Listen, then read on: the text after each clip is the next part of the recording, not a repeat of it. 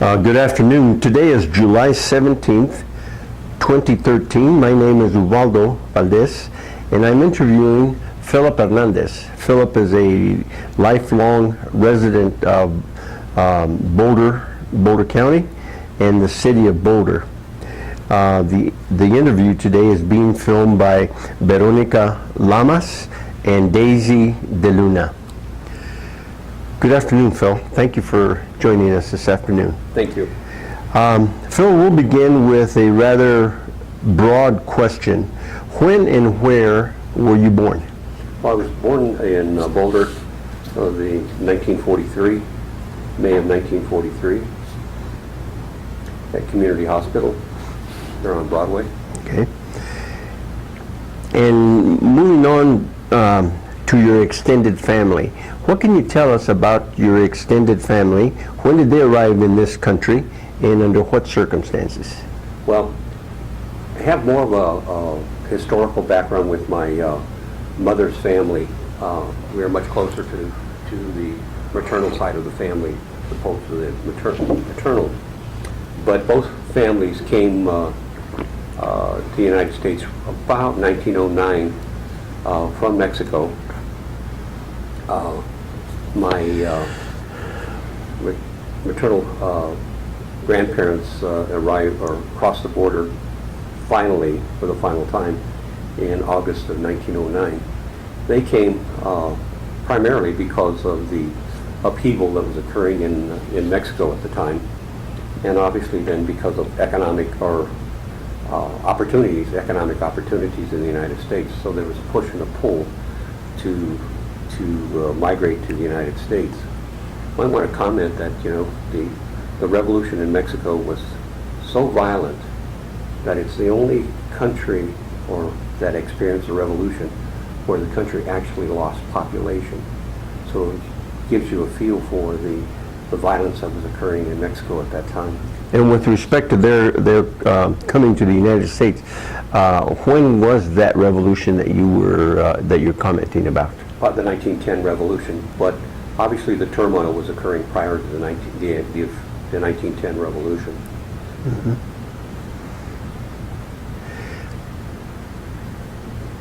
When did your family arrive in Boulder County proper?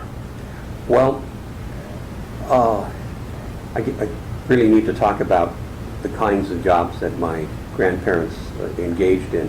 My grandfather worked in the mines in the southern fields around Walsenburg, Trinidad, and then also in the northern fields, Boulder and Weld County. During the winter months and then during the summer months, the whole family would work in the fields.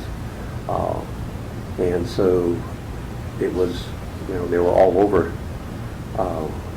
Colorado, Nebraska,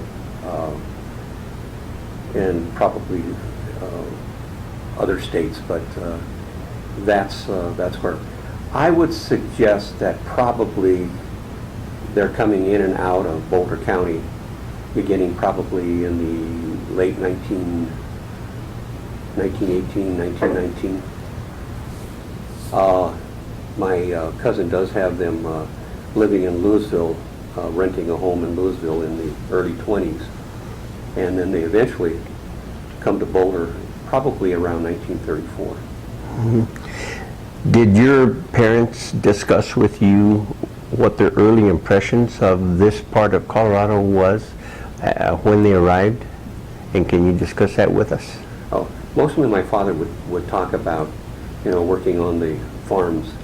And it was interesting because there was a very positive relationship between my father's family and Japanese American families in the Brighton, Fort Lupton area. And so they actually would establish a relationship where they in fact worked and lived on the farms with, I think it was Chukumas, and it sounded like a pretty good relationship. And it was interesting because my father was very political, even though he didn't have much of an education. And he and Mr. Chukuma would talk about the coming war between Japan and the United States. And so it was interesting. I mean, my father was constantly learning from other folks. Now, it was your grandparents who came over from the old country, from Mexico. Yes. And your father, where was he born? My father was born here in Longmont. My mother was born in Grand Junction. You can almost see the pattern of the migration by the births of the children. Most of the children were born either on my mother's side of the family, either in Pueblo or in Walsenburg, and that shows, you know, the mining experience. But I have aunts that were born in Nebraska, one in Nebraska, and one that was born here in Niwot. Mm-hmm. Mm-hmm.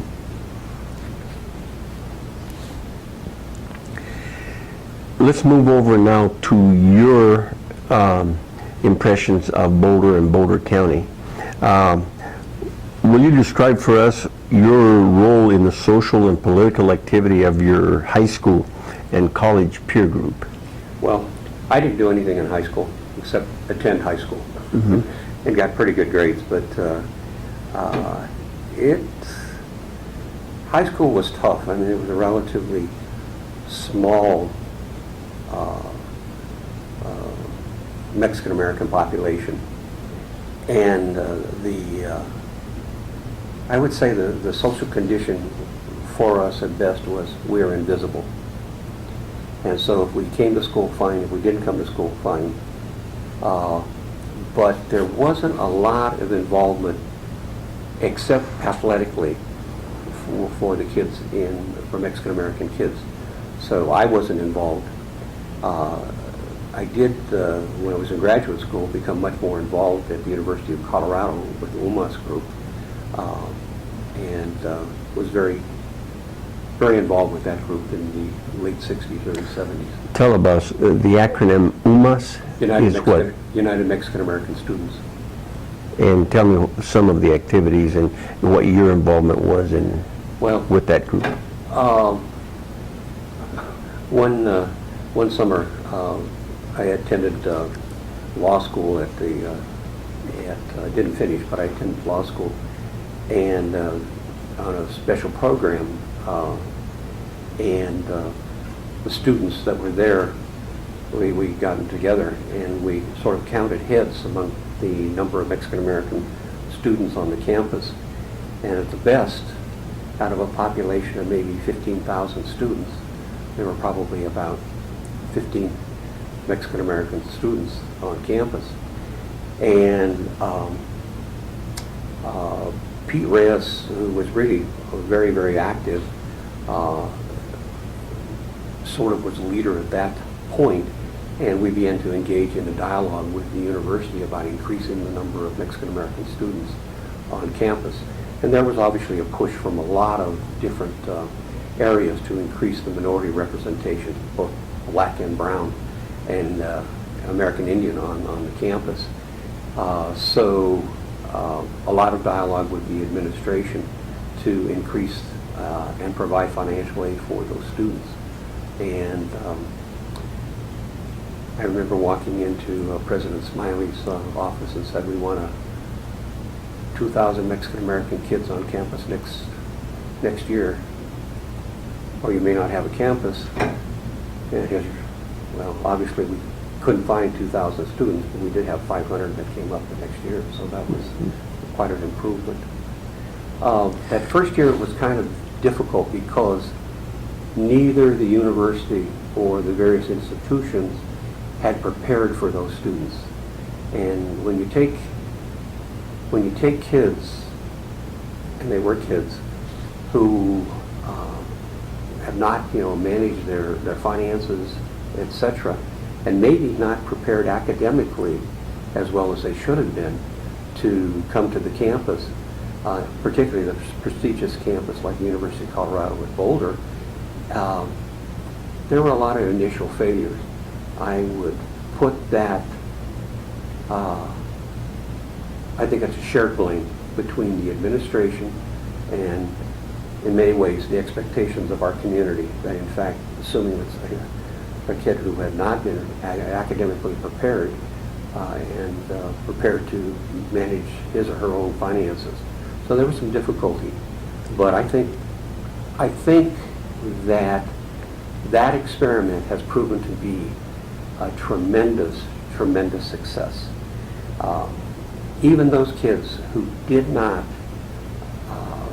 finish at CU, I know a lot of those kids went back to Adams State and Metro, etc., University of Southern Colorado, and graduated there and began a career there through their degrees from those schools. And it's just not the degrees.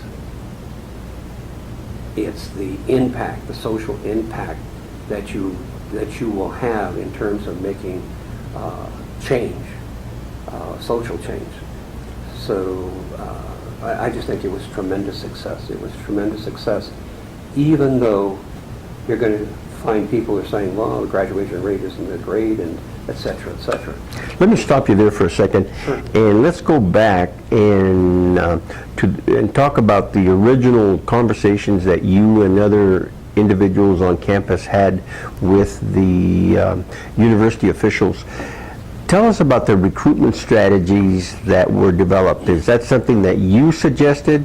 Did the university impose that on that recruitment effort? How did the manner in which these students were identified and brought onto campus, how did that come about?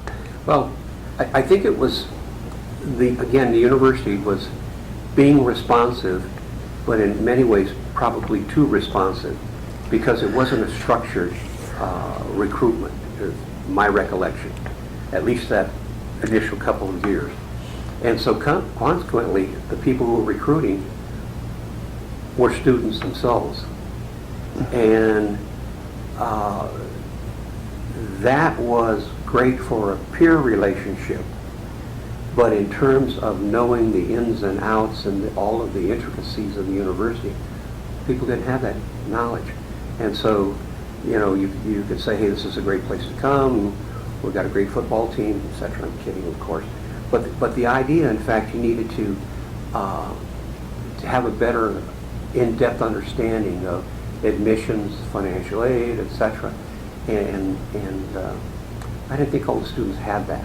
Mm-hmm. And so you go out and recruit somebody, you recruit a student, and you talk about all the positives, and you don't warn about the pitfalls. Mm-hmm. And so I don't think we were doing the students justice.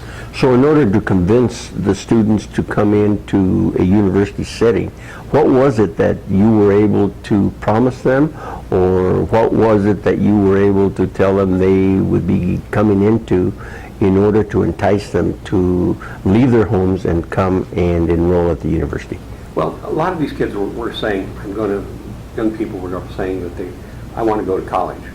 Okay, so it was, in many cases, if you're recruiting in the Valley, the San Luis Valley, you're recruiting kids who are really probably were thinking, I'm going to go to Adams State. And you're saying, we have financial aid at the University of Colorado at Boulder, and we have tutorial programs, and you have this great UMAS organization, you know, et cetera, and camaraderie, et cetera.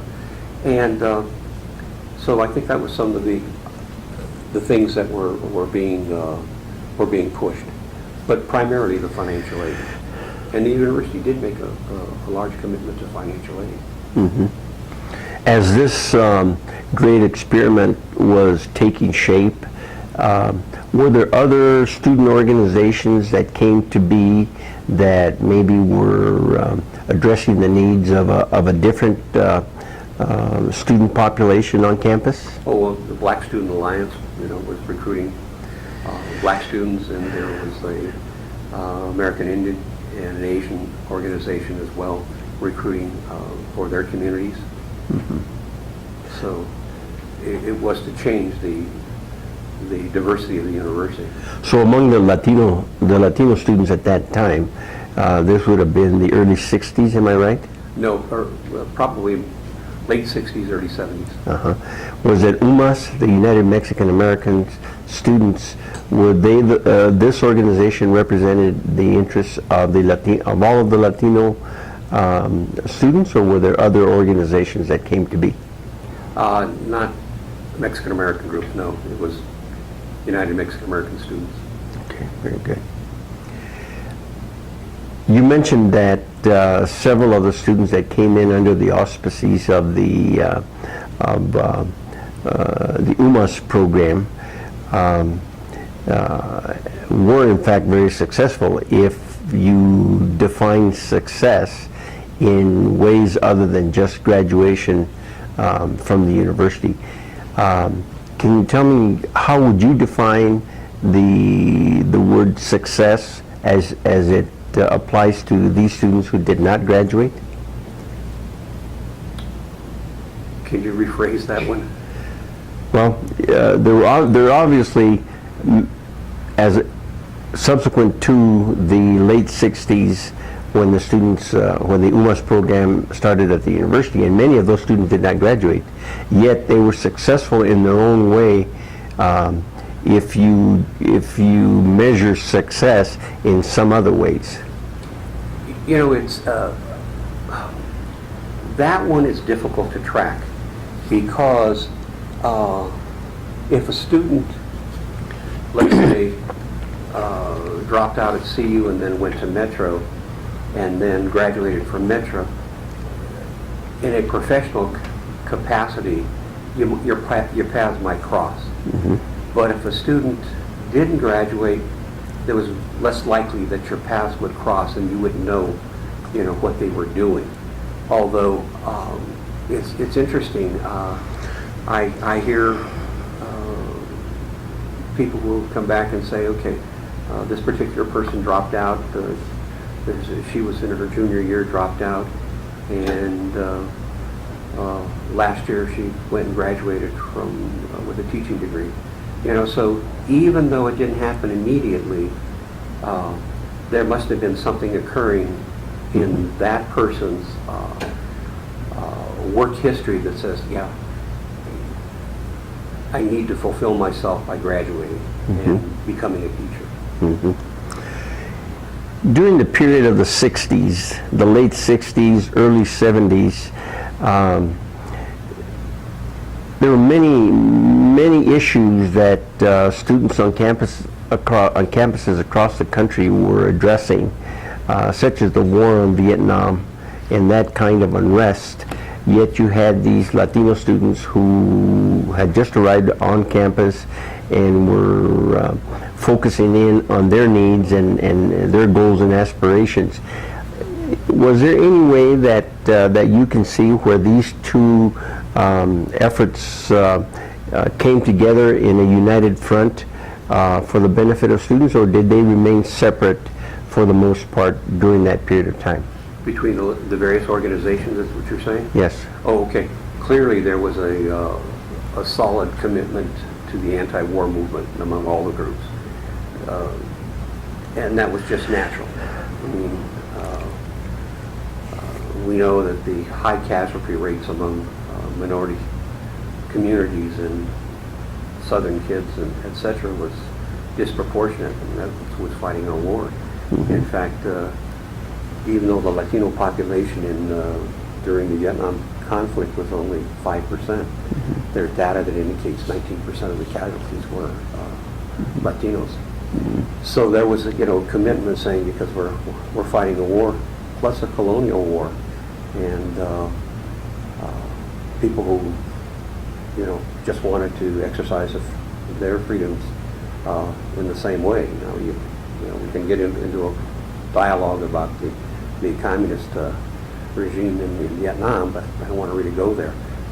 But I'd like to go. It was interesting because although there was a great deal of unity among the Mexican American community, there was also some disagreements. And it was interesting because I was talking to one of the students involved in this particular project, because the same issues are still occurring today. And what I told this young man is that the conflicts that I thought we were having in the late 60s and early 70s within the Mexican American community is, do you politicize the students and then educate them, or do you educate them and then politicize them? And that sounds like a very narrow distinction, but I think that was an issue that did drive a wedge between in the Mexican American community, and there was some heavy dialogue over that.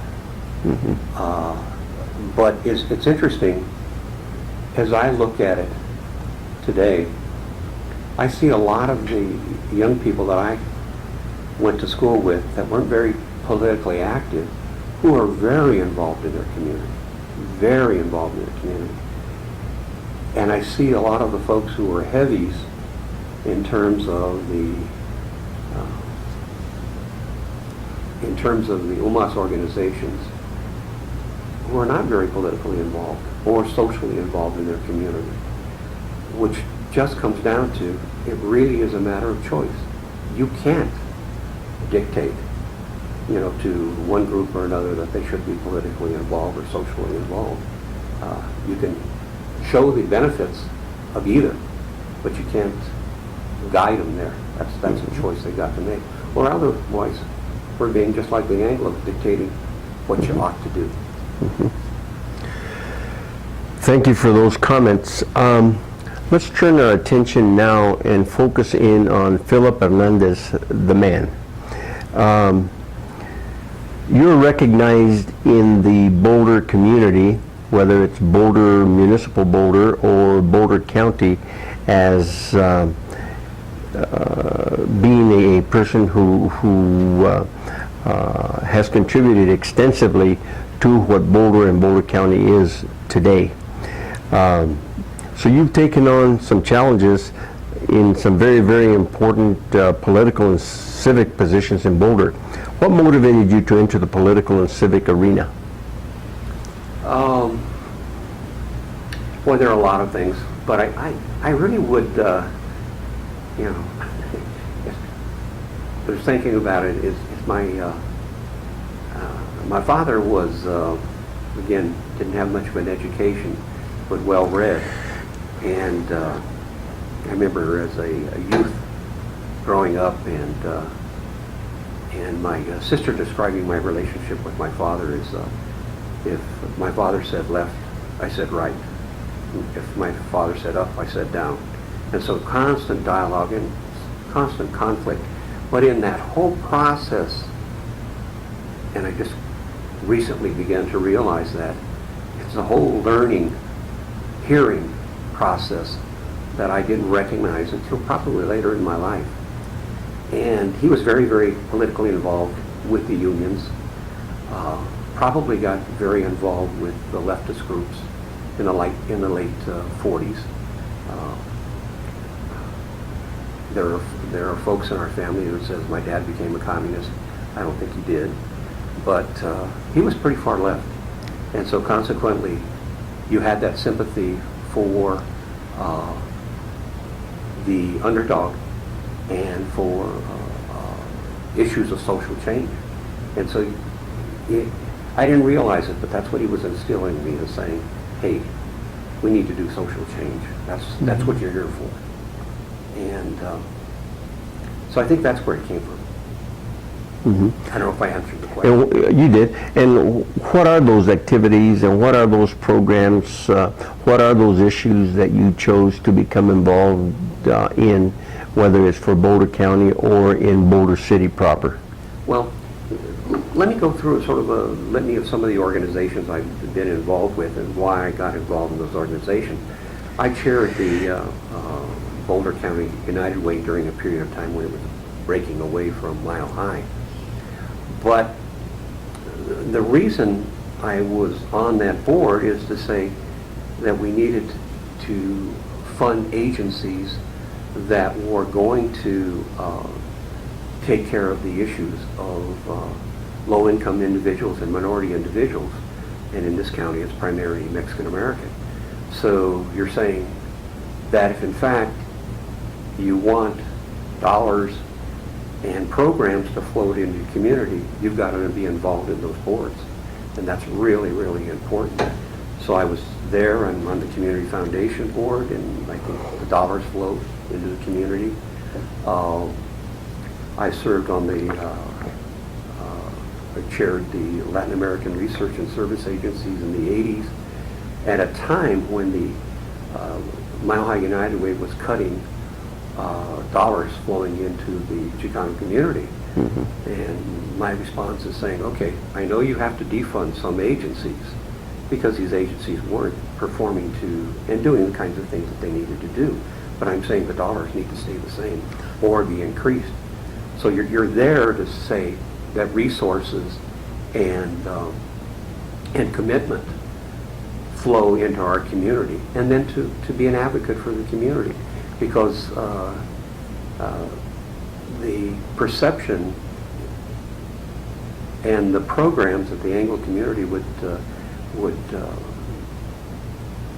want to see may not be serving our needs. So the dollars and cents flowing into your community to benefit the minority community was certainly one of the motivating factors. Were there others? Well, again, you know, to make sure our voice was on those boards, heard on those boards. It's, again, decisions might be made and we're not at the table. If we're not at the table, then the wrong decision might be made. And I think it's important that we're there so they can hear our voice and a concern. I think they probably get a little tired of hearing our concerns, but by being there, we've been able to develop programs that really are, I think, will have major impact. The community foundations, for example, commitment to addressing the achievement gap between low-income kids who, in Boulder County, who are primarily Mexican American, will go a great deal to making sure that the Mexican American kids are prepared to compete academically, you know, in third grade. If you fall, as an educator yourself, Waldo, you know, if you fall behind, it's awfully tough to catch up. And so consequently, if we can educate at the early level, our chances of success just multiply so much. Okay. And that's not even, I think, you know, in telling that story, it's not just for our community, it's for America, because we're such a large percentage of that school-age population. So if they're not educated, America, the United States, is not going to compete globally. And so people have to understand that it's not just for us, it's for the United States as a whole, to make us more competitive globally. Very good. We've heard you tell us that your father was a primary motivating individual to you in your getting involved in civic and political issues in your community. Looking forward from that, are there individuals in Boulder or Boulder County and or organizations and or programs that you honestly feel that you've influenced and helped them to visualize the focus that those organizations or individuals should and do take in Boulder County? Yes. Can you tell us about those? You know, one of the things that we did, one of the things that motivates me is people like yourself. And, you know, and we look around at our community leaders, Rich Garcia, etc., and those people give so much to our community. And people don't realize, you know, the time spent away, you know, from their families. Well, I kind of feel like I'm running to catch up with you guys, and you guys are the motivators. I'm concerned with the fact that we're not going to have a backfill.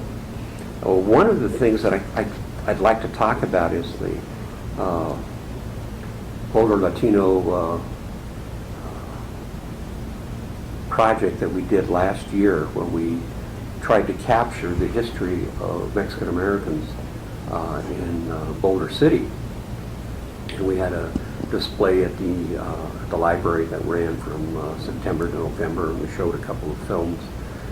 That would be the summer of 2012, am I right? It'd be the fall of 2012. Fall of 2012. And then we had a major reception. Well, we did that because as we got together, and I feel like it was a major motivator behind that, is that when we got Telling us about the Latino Family Project that was planned and instituted in the fall of 2012. Can you continue with that? Yes, that was I felt like I was a real motivator behind that program, because the first meeting was at my house, and it was really exciting because you had people who were coming to attend, and initially people saying, well, I have nothing to contribute, you know. And then as the meeting went on, people started exchanging stories and start remembering, etc. It was a heck of a one to try to keep them on track and saying, okay, we need to make decisions of what we would like to do. I think there's it was a very successful project. Again, we had a display that was in the Boulder Library over the bridge area, September, October, November. We had shown two films. One of them was Salt of the Earth, which was a movie about a labor strike in New Mexico in the 30s. And the labor strike was related to the fact that there was a differential pay between Mexican Americans and Anglos at this particular mine.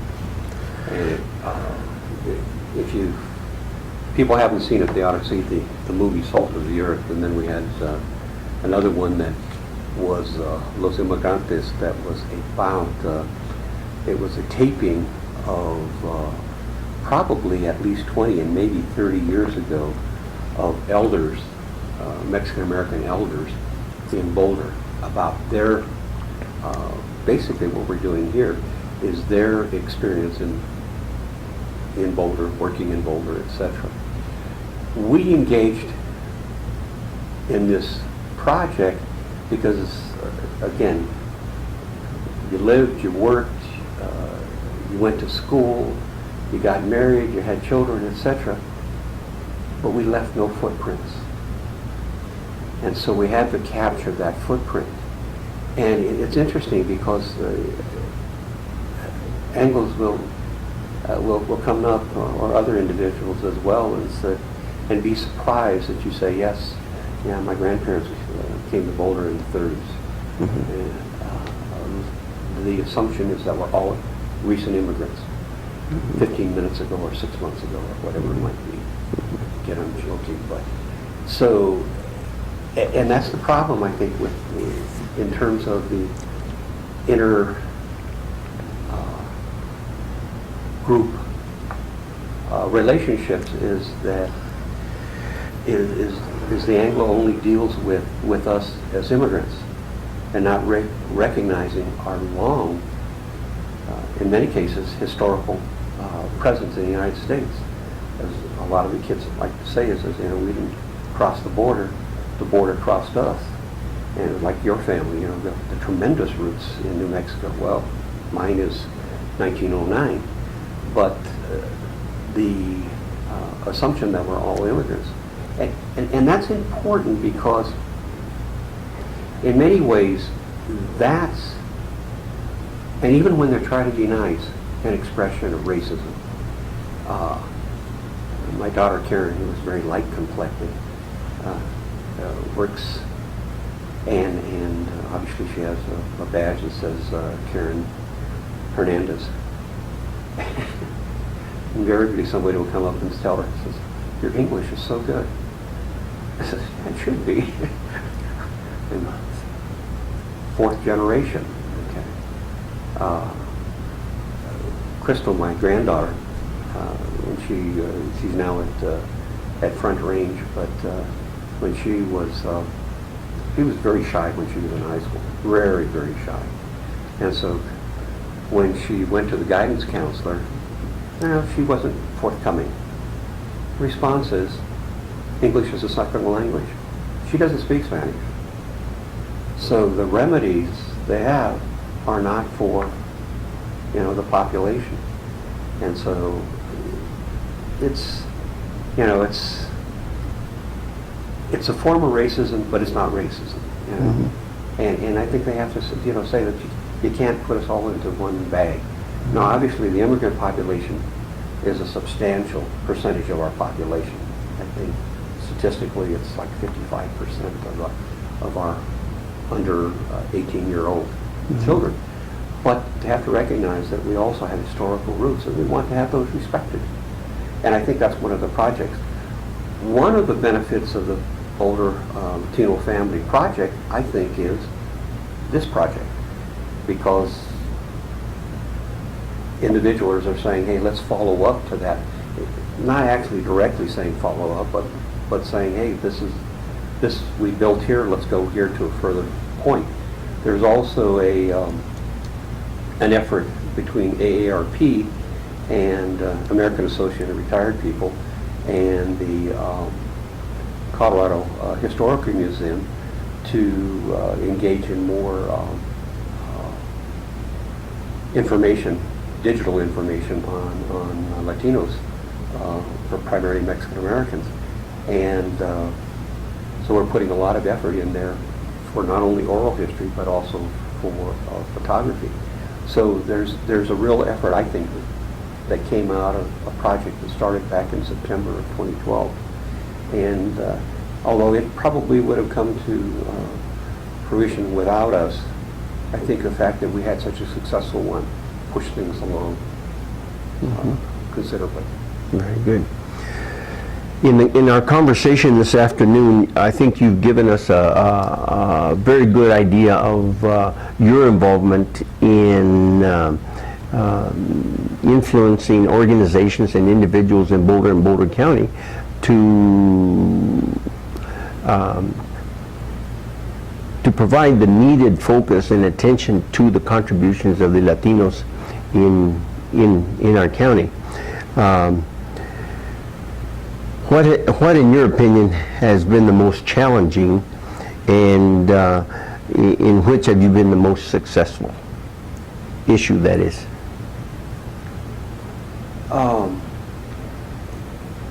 I think the most challenging is that as you make progress, that we're not seeing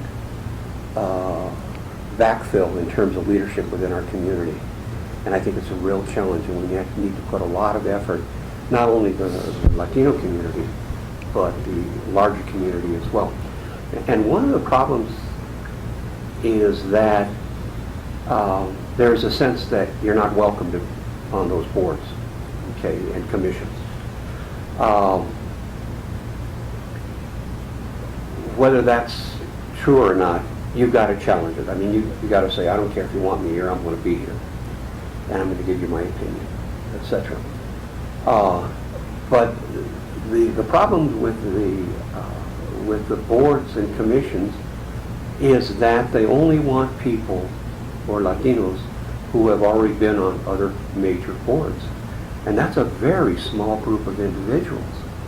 And so consequently, we're not having that impact in terms of being able to get people to serve on the boards and commissions. I know I've been asked to serve on several boards, and I'm saying, wait a minute, I want to be able to watch Monday Night Football. I don't want to be at a board every night. I want to be at a board meeting every night. And I'm sure you've experienced it. Every Mexican American leader that I've talked to has said, hey, I'm now saying no, I can't do it anymore. And who, in your opinion, should provide that infill, as you worded? I think that's a responsibility not only of our community, but also the larger community as well. I would like to see something, well, the Community Foundation is making an effort in this area, but it's not strong enough. But it's not just the Community Foundation. The Boulder Community Hospital Board has got to make it as simply saying, okay, how do we groom people so that eventually they can get onto that board? How do the Mental Health Board develop individuals to get on the board? And they don't have to be clinicians. I mean, if you're somebody who's serving in the community and know the community, you know, that's where your contribution is. You're saying, oh, is your program working? And is it serving us? You know, and again, it's the difficulty of simply saying, you know, we only want people who served on major boards as well. Very good. Let's move on now to President. Well, let me talk about, I served as the State Affirmative Action Director from 1982 to 1990. I feel like that was the most successful thing that I accomplished. Now, granted, you know, we didn't change the world, but there was a tremendous change in the representation, in my opinion, of minorities and women throughout state government. And whether we're talking about somebody who gets hired as a custodian, although I think we hired a lot of other people at high administrative position, or we're hiring people as secretaries, that's important, because once you get a permanent job, then you can qualify for programs that have probably only been limited to the middle and upper class, because now you have a financial history, so you can buy a home, so you can take advantage of tax advantages. Yes. So those programs not only got you a job, it got you a home, got you situated. Before you continue, again, you were the affirmative action officer for what For the state of agency? Colorado. For the state of Colorado, state government. I see. Okay. Moving on to Boulder and Boulder County today, and your presence in our community. What civic, political, and or social organizations are you currently involved in? Well, again, the Community Foundation. I was serving on the Immigrant Legal Center for Boulder County, but I'm getting off of that board. I serve on the executive committee for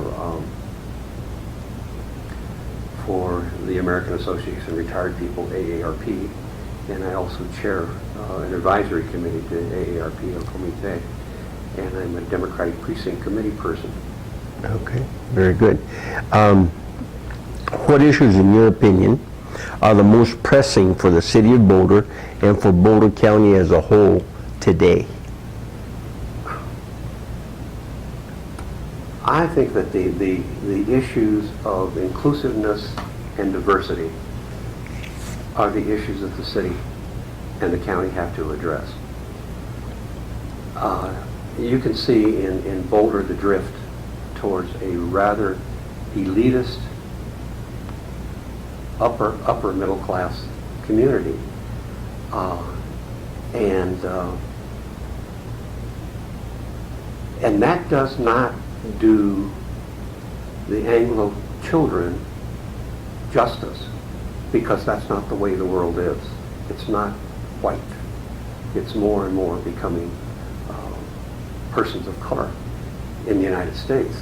And I think if they have the advantage of rubbing shoulders with people of color, that's going to present them with a better opportunity for success wherever they're going to be. I have a difficulty with a lot of the programs, because we have a whole focus on environmental issues, and we're not balancing that with employment. And so it's funny, you know, you're saying we're really concerned about environmental issues. Watch the number of people who drive into Boulder and work. I mean, how are we serving the environmental issue if all these people have to commute into Boulder because they can't afford to live in Boulder? And so we're not addressing, you know, a diverse community within the city of Boulder. And probably that's going to also involve the county as a whole as well. And so,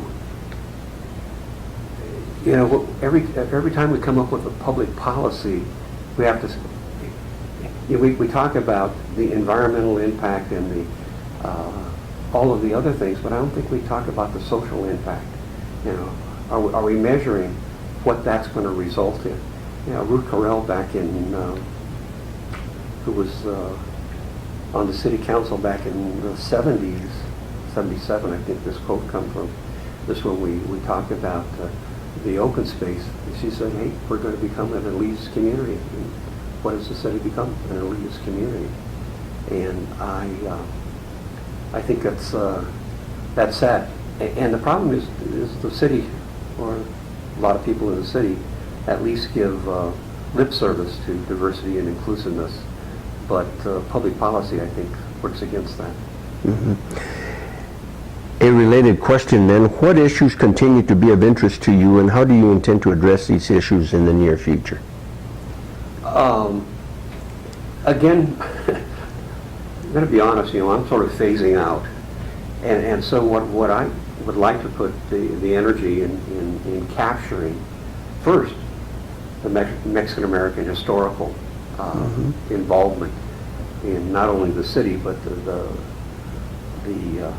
the state and the country. One of the projects I'd like to engage in is that a lot of people aren't aware of, that there was a Mexican American baseball league around the migrant camps in northern Colorado. I'd like to capture that history, and on film and oral history as well. The University of Colorado Boulder and Colorado State University are also depository for the Great Western Sugar Company. I'd like to go in and capture the information on migrants within that, and capture those kinds of things. Obviously, also mining was a major impact on our community when we did the Boulder Latino Family Project, and we looked at what kind of jobs that our grandfathers were engaged in. 60% of them had been or were miners at one time. So I'd like to capture more of that as well. So capturing the historical. What I'd like to also do is put a lot of energy in saying, okay, how do we in fact make sure that we have backfill for Mexican Americans coming in and serving on boards, Latinos serving on boards and commissions, and pushing that agenda as well. Very good. Without a doubt, Phil, as you think about your professional contributions, your personal contributions to the Boulder community, you have been able to do so following a principle or a philosophy that may have come to you over the course of time. Is there a short way of you describing what your personal and professional philosophy is? This question was very good, because in the last 15 minutes I developed that philosophy. But I think what I've always been is honest and upfront. I've not been abrasive, but if you ask me, I'm going to say this is exactly how I feel, and this is what I think is necessary for accomplishing those goals. I think in my latter years I've become a better listener too, and so it's as important now for me to hear the individual across the table as it is to get my point across. So getting away from a winning philosophy to how do we develop a win-win for both of us. Mm-hmm. But in fact, a much more of a hearing. I want to hear you, your point of view. Very good. And that may have come from my children and my grandchildren. Mm-hmm. In conclusion then, we want to tell you how much we appreciate your spending some time with us. Well, I'd really like to, there's another issue I'd like to address, if I may, and that is, are things better?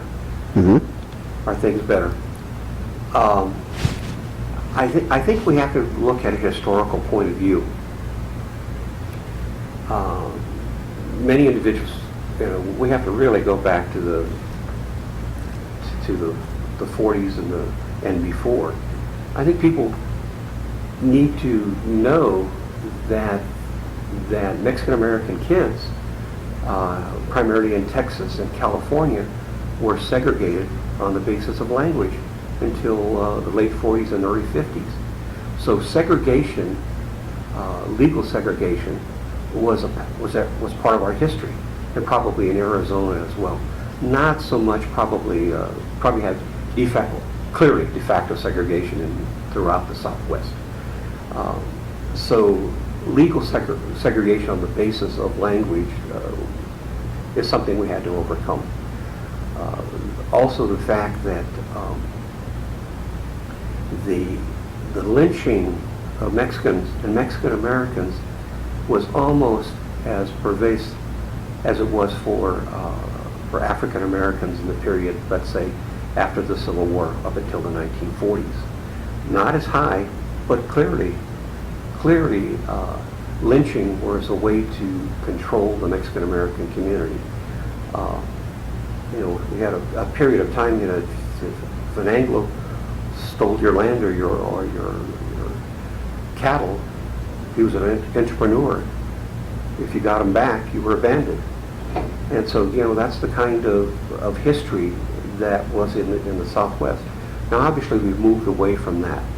And organizations like LULAC and the GI Forum and MALDEF, etc., have made tremendous strides in changing that discrimination. But I think we have to come from a historical point of view. Yes, it is. I was talking with my Uncle John before he died, and he was talking about, yes, he could remember as a child the signs in Boulder. Now, we know they were in Longmont and other communities around here, but he remember the one in Boulder saying, "No Mexicans or dogs allowed." It was interesting, because probably that grocery store, half of its clientele was probably Mexican American, but he had to sign up anyway. Remember, that although Mexican Americans could sit on the main floor in the theaters in Boulder, they couldn't in Longmont. And in Longmont, not only did they have to sit in the balcony, the number of individuals, Mexican Americans, who could attend in the balcony was limited as well. So we have to come, the 50s, and we have individuals who took action, primary veterans who took action and said, okay, we're going to tear down those signs about no Mexicans and dogs allowed. So we could come forward, and then we're saying, okay, is it better? And I'm going to distinguish, not to separate our community, but to talk about as a flow. We're talking about the Chicano community. That is at least individuals who are second generation or more, and the recent immigrants. I think the recent immigrants are going through the same experiences that our parents and grandparents have gone through, had to overcome. And I think for them, it's getting better, but it's not as good as it should be. For Chicano kids and families, I think it's considerably better. As you know, my brother, played basketball, was well accepted. My son ran track and cross country, was well accepted. My grandson was class president. So things have changed for part of our community, but it hasn't changed for the entire community. And I think before we say things have gotten better, it has to change for the entire community. And the relationship in Boulder, I was thinking about this, and I wanted to boil it down to one sort of small thing that I could talk about, and that is, as I told you, I was a Democratic precinct committee person. Well, I have to go and knock on doors and pass out literature, etc. And I bet as I'm doing that, I get 30, 40 people that say, thank you for doing what you're doing. But I always have, as I'm walking through those neighborhoods, 4 or 5 people who will tell me, can I help you? And I know what they're saying is, What are you doing? What are you doing in my neighborhood? Mm-hmm. is 40, felon's 5. I don't know. And I know there are people out there going to say, oh, you're too sensitive. Well, I would say to those folks, if there was a cross burning in your neighborhood, you'd think it was a weenie roast. Thank you. Yeah. Well, thank you, Phil.